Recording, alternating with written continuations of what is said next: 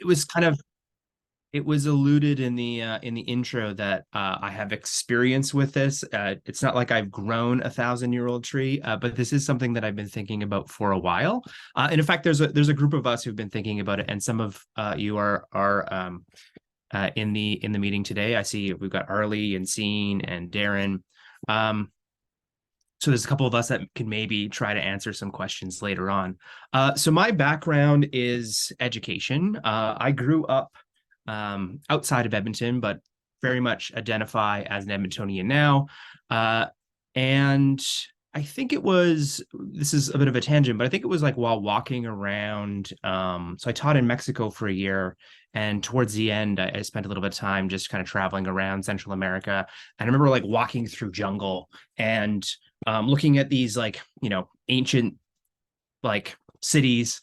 I guess not even that ancient. They were like occupied like 500 years ago or less. And I remember one of the tour guides pointing at this giant hill of what looked like forest, and the guide said, "There's a city under there. It's covered in trees." And I just had this sort of moment of like, wow, like if you let it, nature can take over a space. And it occurred to me that we spend a lot of time sort of beating back the natural world. And it's this incredible force. And what would happen? What would that look like if instead of beating it back, you could actually partner with it? What if instead of like try to block it off, you could like redirect it? And so for the past, like 15, 20 years now, a lot of my work has been around trying to find ways to integrate like the natural world into the built environment. And this project here, this idea of growing 1,000-year-old trees, is something that has been in the back of my mind for quite a while. It's been a bit of a slow hunch. And there is now a little bit of an effort to, or a group of us to try to figure out how we would do that. How would we grow 1,000-year-old trees around the city of Edmonton? In fact, we've been talking about trying to grow 1,000-year-old trees throughout the city of Edmonton. What would that look like? Where would you put them? What species would you use? How would you even just like make sure that people know what they are from generation to generation? And it's turning it's an interesting problem or an interesting challenge because every time we kind of think we get close to answering one part of that, the I don't know, the equation, we come across 10 other questions. But what it definitely does is it has got us thinking about sort of long-term responsibility. It has got us thinking about how we might be able to create literally a greener Edmonton. And I think that's particularly relevant because if you take a look at like pop culture, or you go to the movies, it seems like so much of what we see out there is dystopian. I don't know if anybody noticed, but we have quite a few challenges happening in the world right now. And so we have multiple wars. We have climate change. And I think that there's a cultural narrative that the future is somehow going to be worse than the present, which I think is a little bit like quite a bit of a change. I think for a long time, we sort of, at least maybe in the last, in the 20th century, there was kind of this assumption that, progress is going to keep happening. And I feel like that's flipped a little bit. I think there's also kinds of important questions asked there, like what is progress? How do you define that? Progress for who? But there is this cultural narrative that things are getting worse. Sometimes when I talk about growing 1,000 trees, one of the comments I get is, we won't be here in 1,000 years. And I think one of the reasons for wanting to tackle a long-term project like this is to maybe challenge that assumption.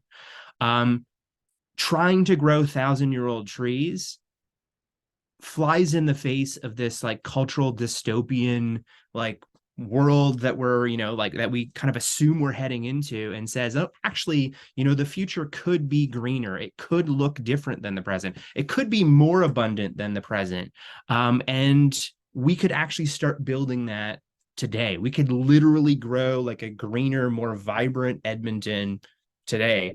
Not to go back to science fiction too much, but there's a lot of stories that kind of hinge on this idea of traveling back in time in order to, right some kind of wrong to make a better present. Well, we are literally in somebody's past right now. And so what things could we do today that would make things potentially better for the future? Now, I have got this image, on the screen right now. I don't know if this is what the future is going to look like. It's really hard to imagine what a future 1,000 years from now is going to look like, or what people 1,000 years from now are going to value.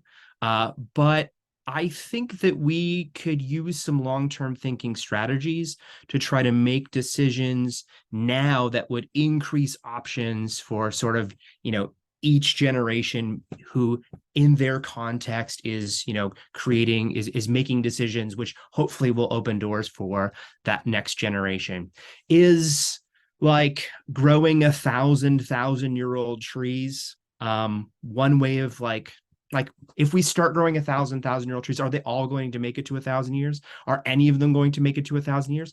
I hope so. That's like part of the goal. But I think the probably the biggest or the most provocative thing about growing something that you hope to live for 1,000 years is thinking about how do we tell the story of these trees? How do we reframe the way that we look at the future? How do we acknowledge that we can make that we're whether we intend to or not are making decisions now that somebody else is going to have to kind of grapple with?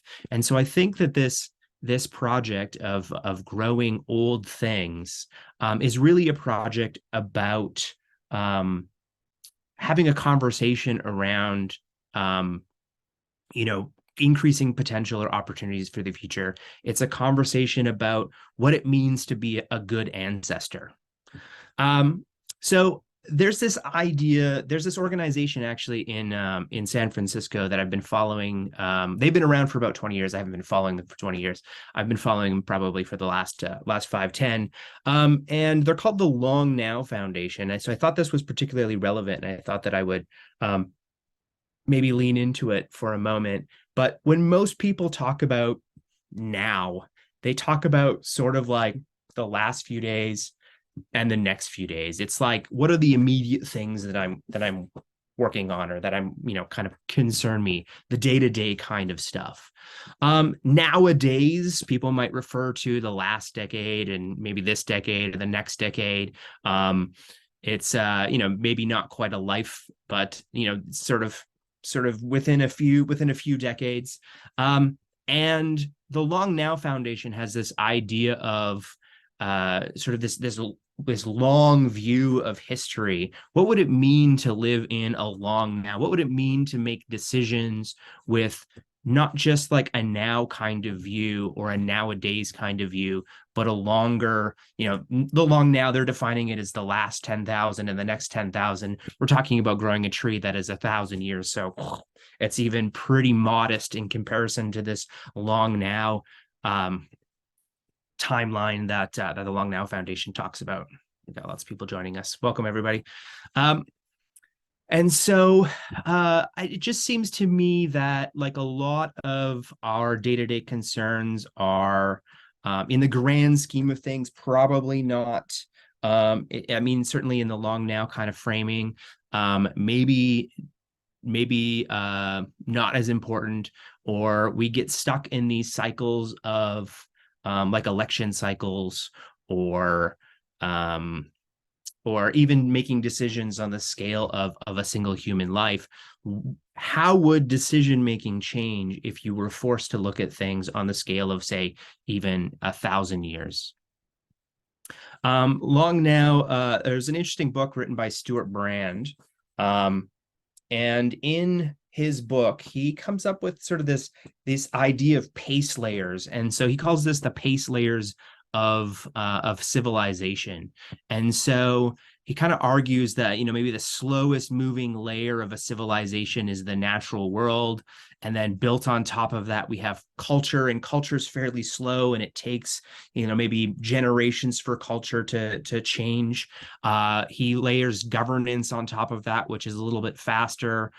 He throws infrastructure in there, which is this basically like, I think he defines infrastructure as everything that's unprofitable for like the private world to, like, it's essential for society to function, but unprofitable for commerce to kind of tackle.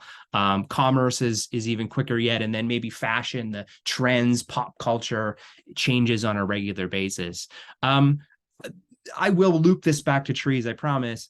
But he basically talks about this idea that these slow layers remember, and these fast layers sort of experiment and learn. So fast layers learn, slow layers remember.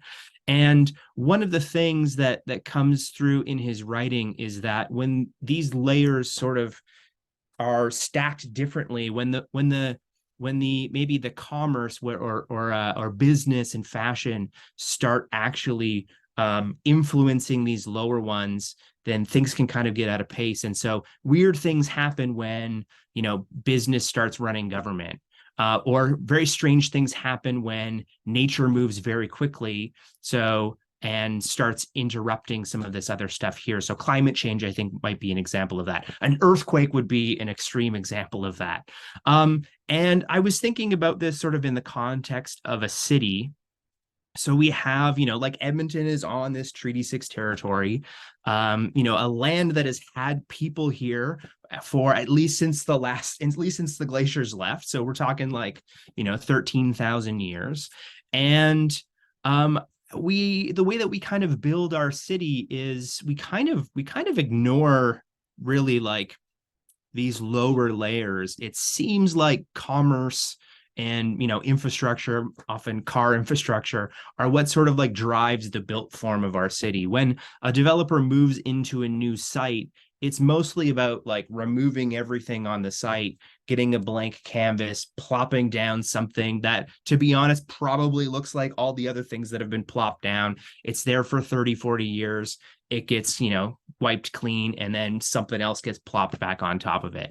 And one of the things that I'm interested in taking a look at is how the natural world, or things like 1,000-year-old trees, anchored in a fast-moving city, a city where development is happening all the time. What would it be like to have these kind of like anchor points through the city that maybe challenge our ability to just kind of like blank slate everything all the time, or at the very least require us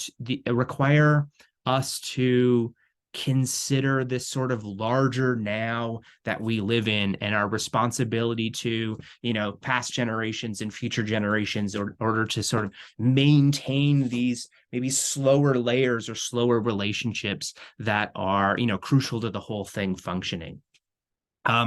This is my mid-journey image of a 1,000-year-old ginkgo in, I don't know, maybe some future Edmonton.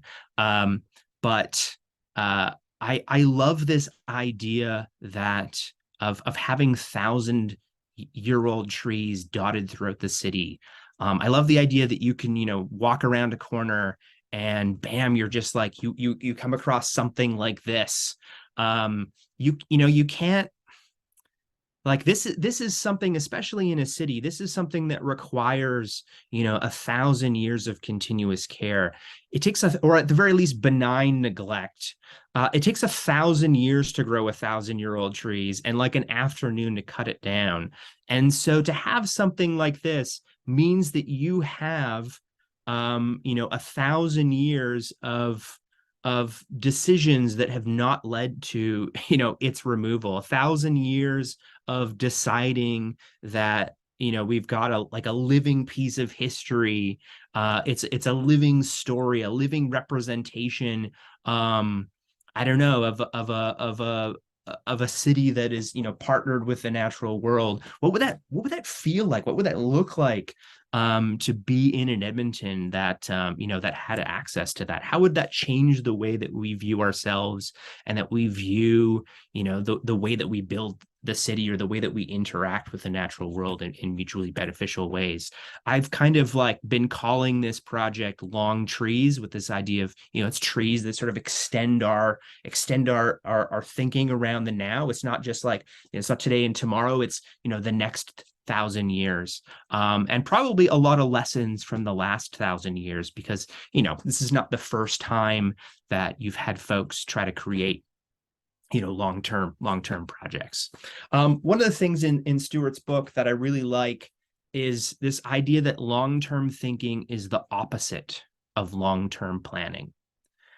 Long-term planning says, at this time we want this outcome, and in a weird way, long-term planning is, it's like if we think about the present moment, if we think, there's this idea called the adjacent possible. It's another Stewart. So this is Stuart Brand. Stuart Kaufman is a complexity scientist who coined this term, the adjacent possible. The adjacent possible is like everything that could happen for like from this moment on. So like right now, I could stand up on my chair and do a dance. That is within my adjacent possible. I'm not exactly sure what point that would prove.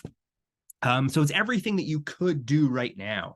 And there's this idea in complexity science that, we have all of these adjacent possibles around us. And when we choose one, we're sort of like, we're choosing not to pursue the other ones. And so it makes sense to perhaps choose the adjacent possible, which itself has the most amount of adjacent possible. Forgive me, I'm like going off on a weird complexity science thing here for a moment. But this idea of long-term planning is kind of like, it's like, out of all of the possible futures that we have, we want this very specific one. And so long-term planning in some ways is like, well, it quite literally is the opposite of long-term thinking. Long-term thinking, in contrast, says, okay, we have all of these potential futures in front of us. How do we make decisions now that increase the number of potential futures going forward, or that increase the amount of opportunity going forward? So this project is like, it's a little bit of a contradiction, or it's a little bit of a, what's the word I'm looking for? Somebody help me out. We're talking about something that seems contradictory, starts with a P. It'll come to me. Forget. Oh, Arlie was wording it. Sorry, paradoxical. Paradoxical. Thank you. It seems like a paradox, because the goal of the project is to grow 1,000-year-old trees, right? Like that's a very kind of specific thing. But ultimately, the goal of the project, it's less about growing 1,000-year-old trees, and it's more about how do you use a project like that to get people to think about actively creating like better potential futures. It's about creating as many adjacent possibles going forward as we can. And I swear I'm going to bring this all back to trees in a sort of a more concrete way after this, kind of froofy complexity theory stuff. But if I can go on kind of one more tangent, if you take a parking lot, right? It's asphalt, it's inhospitable, it's not much lives there. And in fact, if you take a bunch of water and you pour it on a parking lot on a warm day, it's going to evaporate and it's gone. But parking lots have imperfections, right? Tiny little cracks, it's not uniform. Maybe you got little pebbles in there, and those pebbles all heat up and they expand and they contract at slightly different rates. And you get tiny little cracks, tiny little fissures, and you get a little bit of water that lands in there. Maybe it doesn't evaporate right away, and maybe it freezes and it expands that crack a little bit. Maybe you get a little bit of, now that you have a crack, maybe you get a little dust or debris that like floats across that asphalt, and some of it lands in the crack and it wedges it open, and the cracks get bigger as throughout the season, as things expand and contract and water gets in there and freezes and cracks things. And then maybe you get a tiny little seed that lands in that crack, and maybe it sprouts.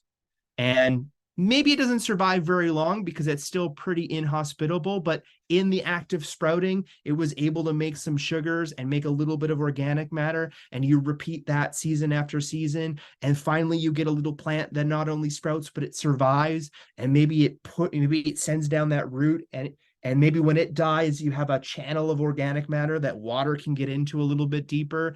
And now the plants are surviving. Maybe some of them flower. You get like insects coming in to visit the flowers. Maybe you get birds coming in to visit the insects or eat the insects. Maybe the bird defecates and drops some nutrients. Maybe there's some seeds in there. And the whole thing, like you come back after, a period of time, and that parking lot is an ecosystem or a forest. So there's this, like at each point in time, like as it progresses, the amount of possibility has increased. And a long-term thinking is about how do we make decisions on a day-to-day basis that increases opportunity, that increases complexity, that increases abundance. And so for me, the idea of growing 1,000-year-old trees is the idea of, how do we have that broader conversation about, like making a future that is more abundant than the one that we currently live in. I sort of love this idea of, I flip this tree sideways because I love this idea that, each branch is kind of, its own potential future, its own potential like timeline. And, as we make decisions, hopefully decisions that increase opportunity, the branches that, maybe aren't as abundant get pruned off, and we end up with this, this crown, this beautiful crown of potential futures that, are filled with abundance instead of, scarcity. One of the projects that I've been involved in for the last few years has been cataloging heritage trees around the city of Edmonton. And so we've made a map of hundreds of trees around Edmonton. Folks can go to it and they can find these trees. And I think they're actually a really good place to start thinking about what it would take to actually grow 1,000-year-old tree.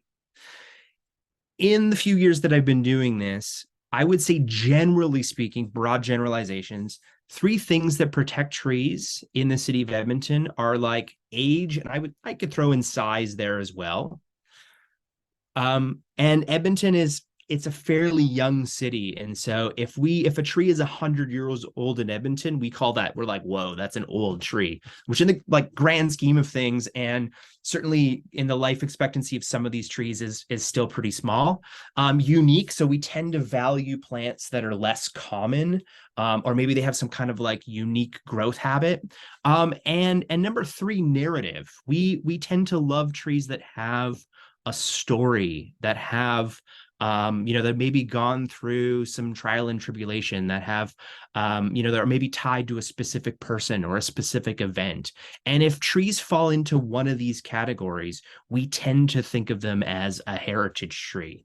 That is not an official definition. If the city of Edmonton doesn't officially recognize trees as having heritage value, nor does any municipality in the province of Alberta, nor does the province of Alberta.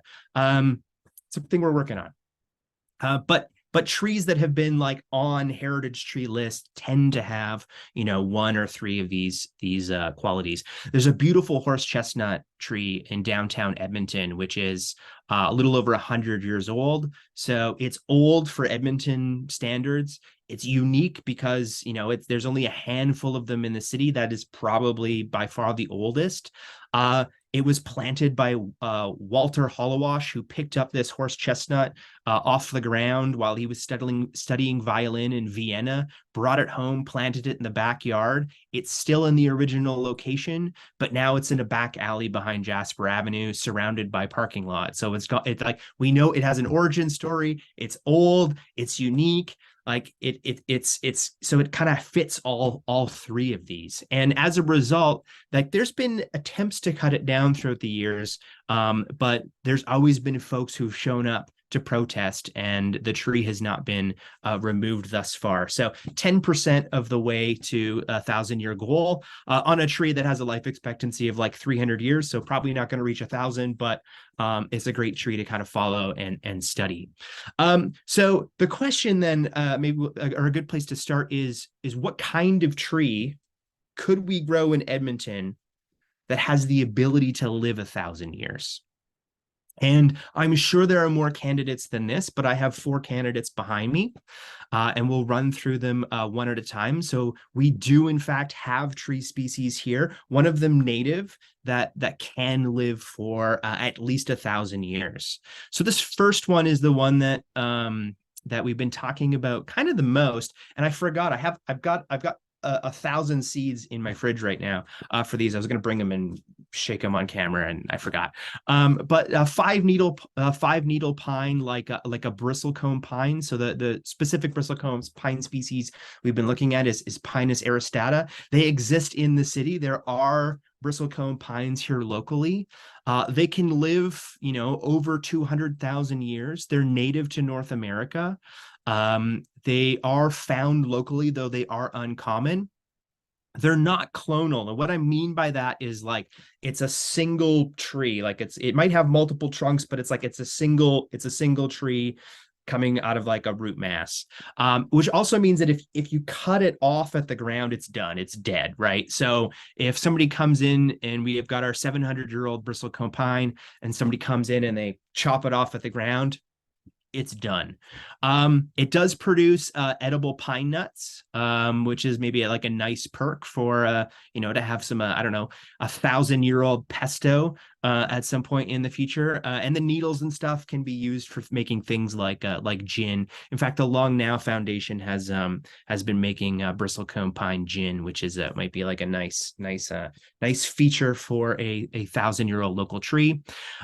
This tree here is a high alpine tree. So it grows like on, near the tops of mountains. And one of the challenges is with climate change, their range keeps moving up the mountain in order to escape like warm conditions. And unfortunately, when they reach the peak, they can't go down the mountain like up to a higher mountain. And so their native range is shrinking. And it turns out that Edmonton's climate is very similar to like a mountaintop in Colorado. And so I don't know how you feel about that, but they do fairly well here. And so it could be an opportunity to find additional habitat for a threatened species. A downside of them is they are prone to a fungal infection when they're young. They tend to be more resistant as they get older. So might be some challenges there. The second tree that we've been considering is Ginkgo biloba. Lifespan immortal ? So there's been some research to suggest that the cells in an old tree, like 1,000-year-old tree, are pretty much identical to a young ginkgo. So they don't really like age out. They just keep growing. They're currently native to China, though if you come to what is now North America 250 million years ago, they're native to here. So depends on like your how long your now is. But if you've got a really long now, you could say it's a native, and so you're returning it back to its native habitat from whence it that. Let me start that sentence over again. It has gone extinct locally. And maybe returning ginkgos to the landscape is returning a native plant. It is found locally. We do have local examples of ginkgo, but they're uncommon.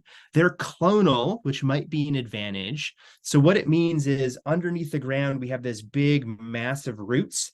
And you might have start with a single tree, but what it'll do is it'll send up from the root ball like another branch and another branch. And so it'll actually make like a colony.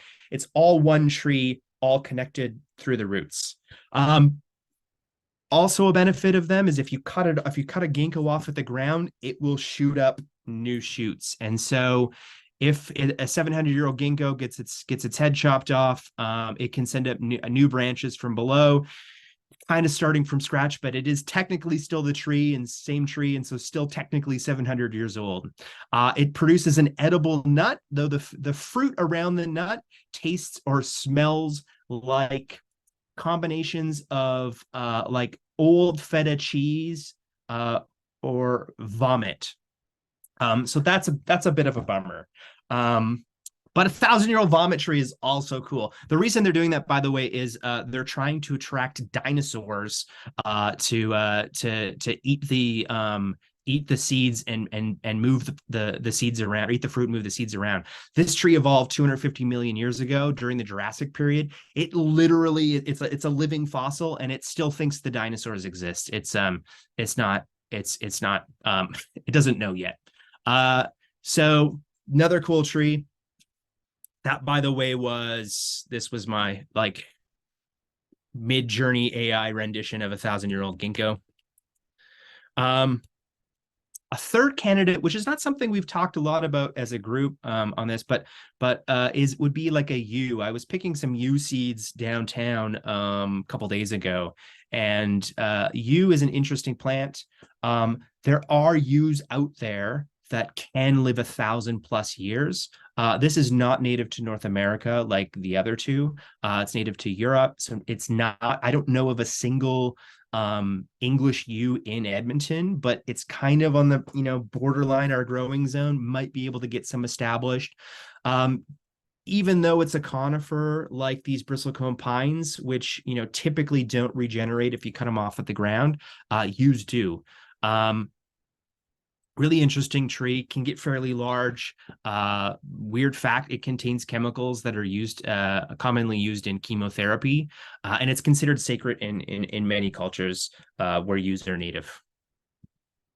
And then I don't know, the underdog, the overseen like local, like the I don't know. It's just so trembling aspen. So we live like in Edmonton here, we actually we're north of the Great Plains, we're south of the boreal forest. So we're not technically a prairie city. We're in what's called aspen parkland, where the dominant tree species is this one here, which has the ability to grow for tens of thousands of years. And the irony of this project is we might actually have 1,000-year-old trees in the city of Edmonton now that we're unaware of.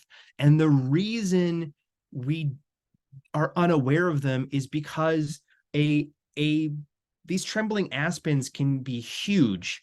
In fact, like there's a tree in Ohio called the pando tree. So it's one tree that is like many, many, many acres in size, and I think has been suggested to be like the most massive like organism on the planet. And what it does is it basically is mostly roots, and it sends out what we think of as trees, and what they actually are branches. You could think of the tree as like growing horizontally under the ground, and it shoots up branches. Each branch might live like 60 years at the most, but the tree itself, this just like giant hydra of a tree that can like grow up mountains and like slowly move across the landscape over like hundreds or thousands of years. Like it can literally walk around very slowly as it like sends out new shoots on the front, and like like it's this amazing tree that is just like it's here. And it can live to be tens of thousands of years old because it's kind of indestructible. You could have a forest fire come through it, burns the top. You could log the entire top of this thing off, and what's it going to do? It's going to send out a gajillion shoots and come back and be totally fine. I'd say a disadvantage of it is we don't tend to think of these as old because we look at each branch as its own tree instead of the massive roots as a tree. But it has this like it's literally the tree our biome is named after. It has a long history with the people who have a long history here. A disadvantage though is that like we don't tend to think of it as old. I think it would be cool. What I'm waiting for is like DNA testing to be like really cheap and affordable, because my hunch is if you go into the river valley and you find a bunch of aspen trees, it's probably one aspen tree with all of these trunks. And if you could take some DNA samples, like if you could kind of survey the big tree, the big like the forest, you could get a sense of like, okay, is this one tree or is it two, or is it 10,000 trees? But I'm willing to bet that Edmonton has, a couple of these trees in our river valley, most certainly, that are in fact, thousands of years old. So we might have an answer right there. So this is kind of the, like ideally, if we're kind of thinking back to those three pieces, right? The like long lived, the unique,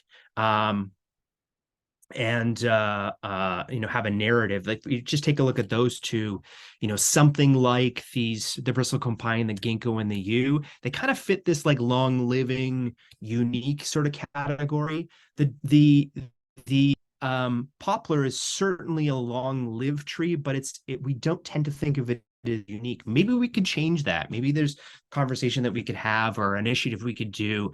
I think if we could actually prove, here's a 2,000-year-old tree in the middle of Edmonton, we might say, okay, well, that's pretty unique. Let's give this tree the attention it deserves.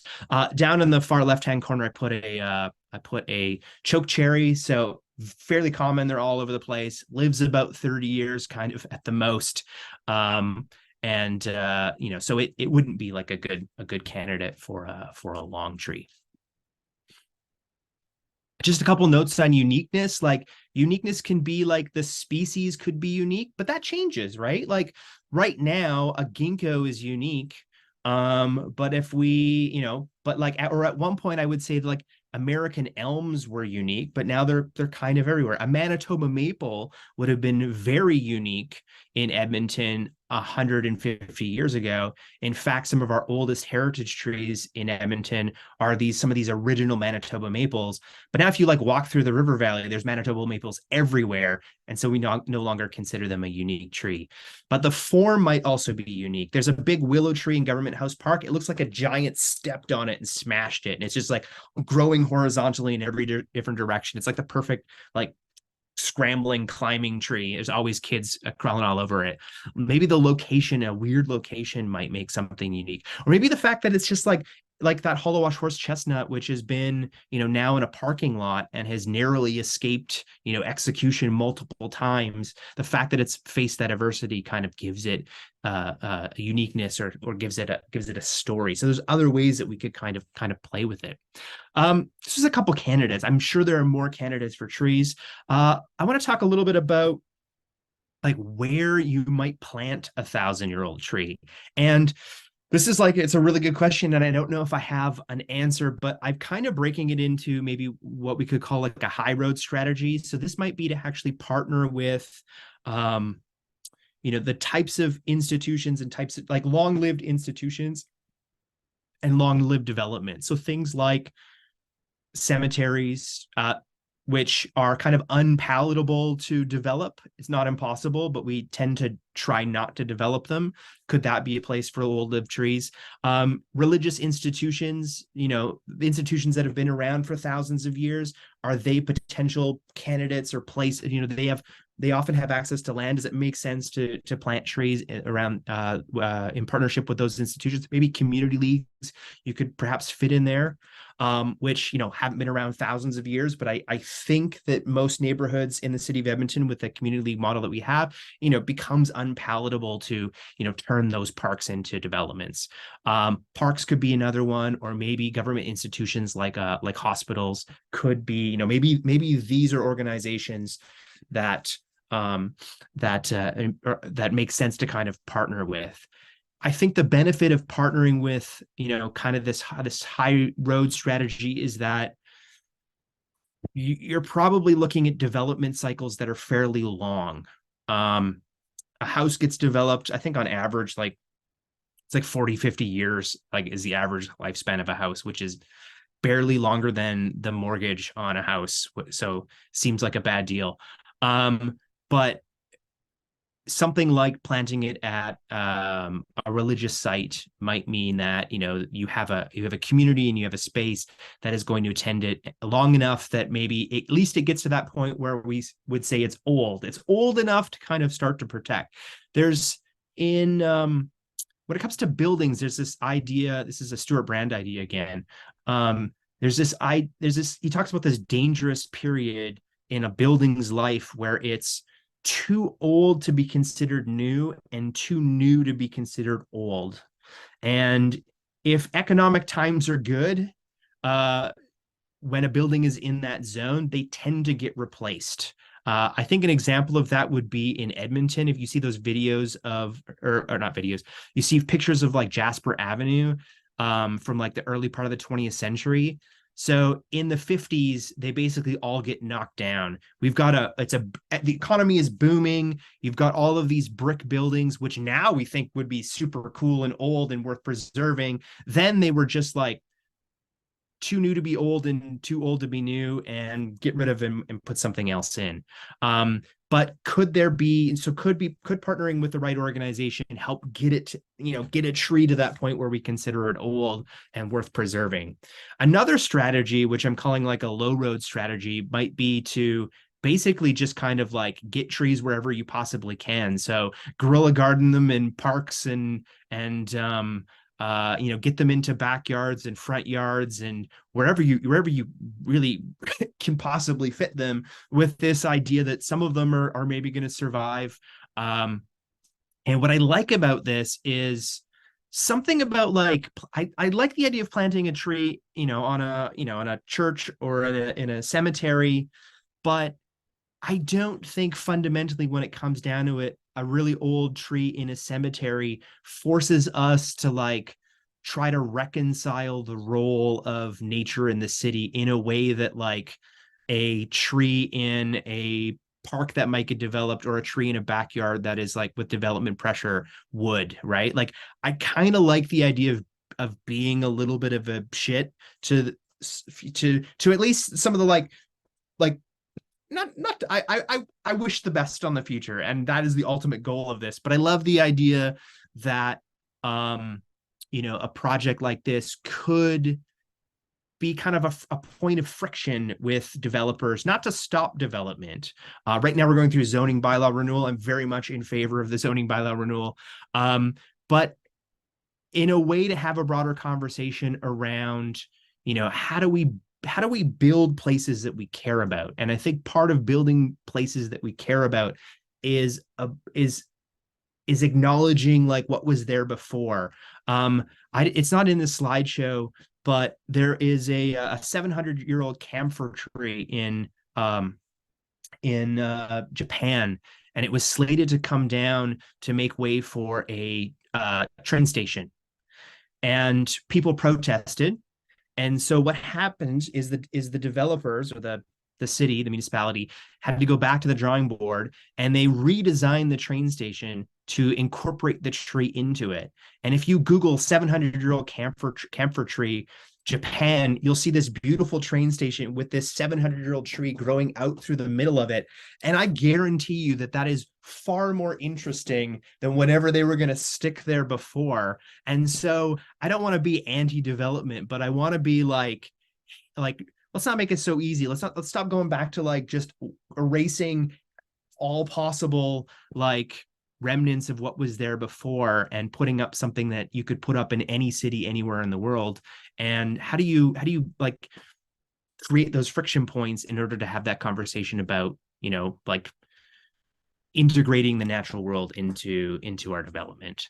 And that third piece, the story, if you were to plant 1,000-year-old tree now, right? It's this big, it's this tall, you stick it in the ground. How do you give it a story? So you could literally maybe it's where you're planting it, maybe it is who is planting it, maybe you're doing a ritual that gets repeated every year with that planting. What kinds of story, what kinds of narrative can we put into the planting and the tending of 1,000-year-old tree? And I think like more broadly, what growing 1,000-year-old trees is about is asking that bigger kind of question of, what story does tending 1,000-year-old trees, like, what does that say about us? What does that say about the kind of city we are, the kind of organization that would want to do that? I feel like we're going to run out of time a little bit, so I want to open it up for questions, but running out of time, which is ironic. What I love about a long-term project is that you have the luxury of time. Normally you're fighting the clock. If you're not fighting the clock, I think it really changes the kinds of decisions you can make. This isn't about creating something that I would be able to see or that you were going to be able to see by the nature of this project. Um, you know, it's about creating something that future generations might be able to ponder or inherit. And it also means that you can do some really interesting things. I was on one of the granting committees at the Edmonton Community Foundation for quite a few years. And the way that they work is they set up endowment funds, and then they basically grant from the interest of those endowment funds. I had a meeting with them last Monday about what it would look like to set up an a endowment fund for 1,000 years for 1,000 trees. And it turns out that like if you could like if you could get if you could get $1 or $10 for every tree you put in the ground in donations, and you could put that into like an endowment fund for the next 1,000 years at 4% interest, you'd end up with like, I don't even know what this is. I did look up how much money is currently in the world, and it's not this much.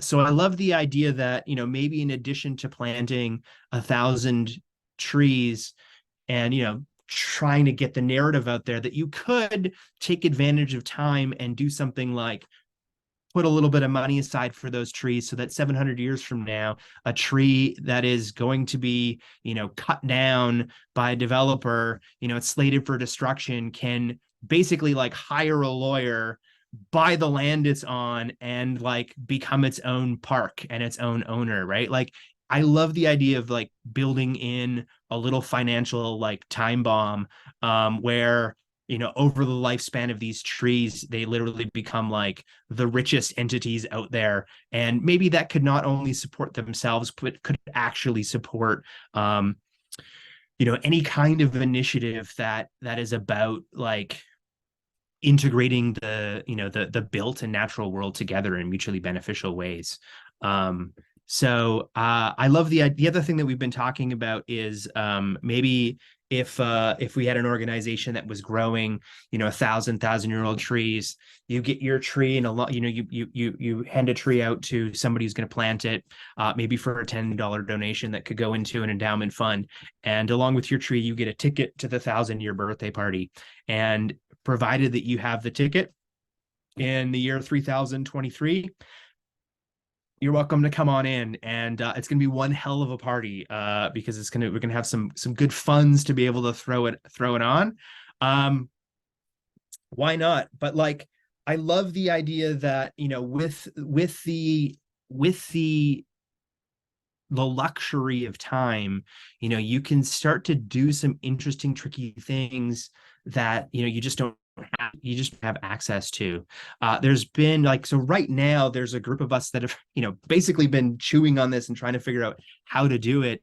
Fortunately, we have like 1,000 years to figure it out. We've been calling ourselves kind of tongue in cheek, the Secret Long Tree Society. What things looks like, and not really. And but so we're kind of having these conversations now of like, how do you pass on information from generation to generation of even just the whereabouts of these trees, or who planted them, or why they were planted, or the stories that have been collected. If you are going to throw 1,000-year birthday party, how do you make sure that there's somebody there in 1,000 years to be able to throw? You are, if there's an endowment fund that is going to support not only these trees, but to support this broader goal of long-term thinking and responsibility, how do you, like, an organization needs to be able to help support that grant funding, or the distribution of it. And so we're having kind of all of these questions about how would that organization function. And so what's been interesting about this project so far, and it's very early days, is how do we grow 1,000-year-old tree is the same as asking, how do we create the kind of city that tends 1,000-year-old trees? How do we create the kind of culture that cares about making decisions that will benefit future generations? It's about how can we be good ancestors? And I'm going to open it up to questions here very quickly. The last kind of slide I've got here is just an open invitation. So if you're interested in continuing this conversation or being a member of the Secret Long Tree Society, there is a little QR code here which you can scan, which will bring you into a place in Shrubscriber where we've been having these kind of combos. We've been starting to meet kind of once a month to have these chats. We've been talking with the Edmonton Community Foundation about how to set up an endowment fund. We've got some seeds that we're going to start growing out. We've got a capstone group from Nate that's helping us kind of doing an inventory of long-term thinking projects so that we can, kind of glean lessons and incorporate them into what we're trying to do. And so if that is of interest to you, feel free to join us there. It's our secret club, which is not so secret. It's very early days. And so if you want to start something that's going to take 1,000 years, come and hang out with us. I don't know if I have given you all of the tools you need to grow a 1,000-year-old tree. And for that, I apologize. But hopefully over the last 55 minutes, I've piqued your interest and given you some food for thought. And so I will open it up to questions now. And I see that I've got 33 things in chat, so probably a few things in there as well. Wow, Dustin, thank you so much. That was absolutely fascinating. As someone who came into this not knowing anything about trees, I really found that so interesting. So we do have some great discussion happening in the chat. So I don't know that there's really many questions that haven't been answered. Somebody asked about the aspens. So could a forest of these just be one tree, which I think you kind of addressed. Yeah, absolutely. Yeah, that's really neat. And someone pointed out that the pando tree is actually in Utah. So if anybody's Thank you. looking Yeah, to that. that's correct. Yeah. Yeah, any other questions for Dustin about this topic? See, Mildred was asking about ginkgos. There are definitely ginkgos. Yeah, Brian. Hey, Dustin. Yeah, thanks. You've been very helpful in the past. I had bee questions that you answered through direct messages on Twitter. Really appreciate that. Oh, yeah, you're very welcome. And thank you very much for this. I think that it's a powerful idea. It's a great way to frame a conversation about long-term thinking. And I've been a long time appreciator of the Long Now Foundation, which was born the same year as my eldest, or as our eldest daughter, which is when I really started thinking about the future. And my question is about actually it's maybe kind of nitpicky, but just in terms of tree varieties and what kind of world we actually live in here on the prairies. So, I have a lot of trouble imagining what this land looked like in its pristine state, but I spend a lot of time trying to imagine that. Are 1,000-year trees really, I mean, great way of thinking about things, but are they really what we need in this environment? Yeah, that's a good question.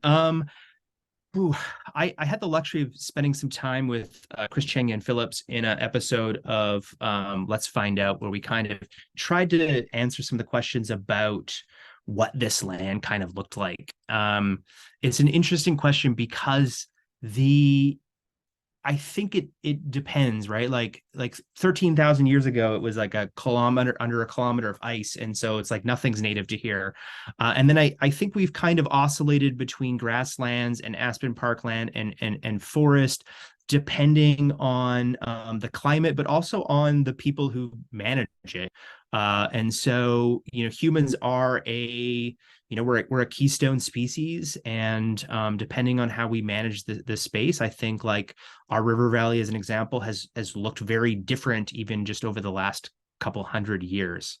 In terms of kind of like going forward, I this is where it maybe gets a little bit tricky or a little bit like controversial at times.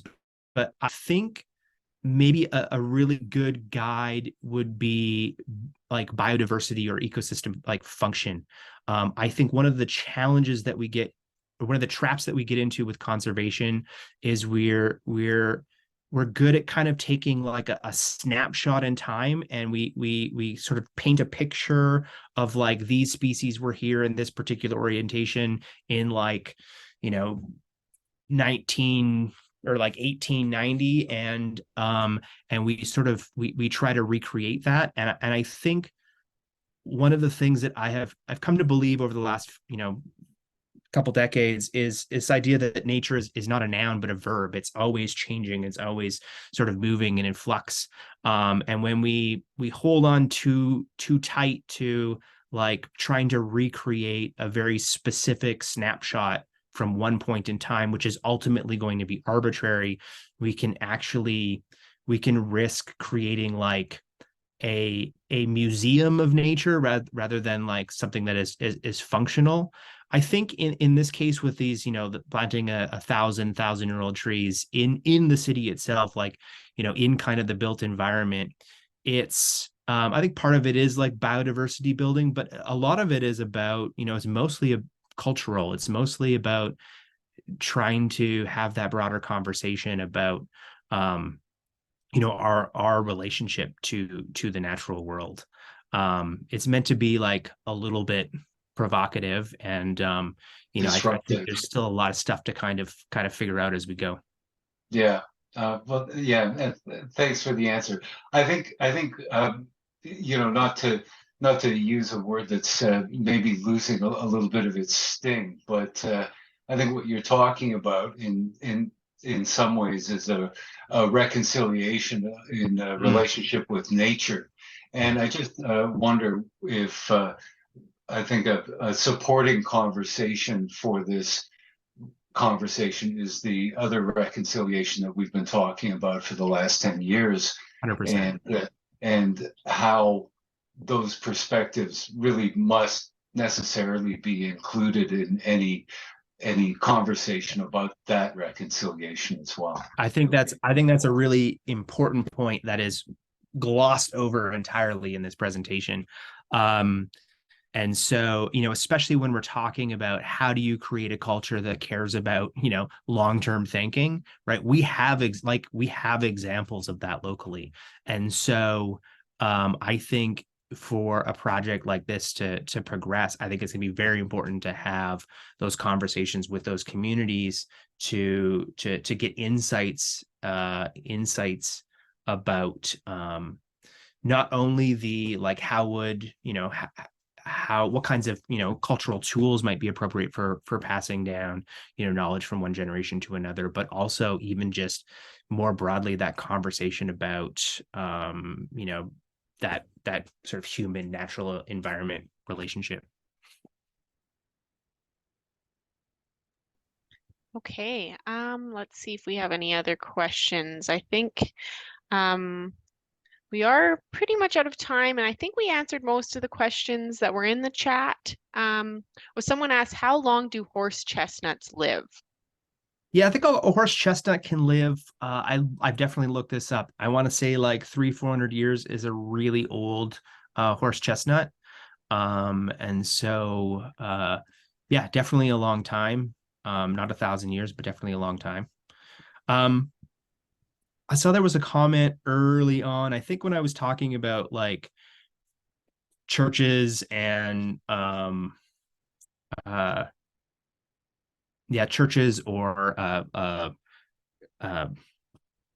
graveyards, things like cemeteries, things like that. I think somebody kind of pointed out that it seems maybe like a little bit elitist to kind of like plant trees in these sort of like spaces that are maybe quarantined off or often seen as sort of separate from like the general public. And yeah, and I kind of agree. I think that's why I tend to personally sort of gravitate towards this idea of like the more low road approach, and to get them kind of out into the community, and tended by, you know, Edmontonians, kind of at large. But I think there's some interesting conversations there. Amazing. Okay. Well, thank you again, Dustin, on behalf of EPL and myself. As I said, you've definitely piqued my interest personally in this topic. So if people want to learn more, they can scan the QR code or visit Shrubscriber, I assume. Yeah, you can visit Shrubscriber. This QR code will actually get you some inside access to Shrubscriber. Not everything, but it'll get you access to a couple of our spaces, and primarily the space where we've been having the conversation about planting long-lived trees. Great. Okay.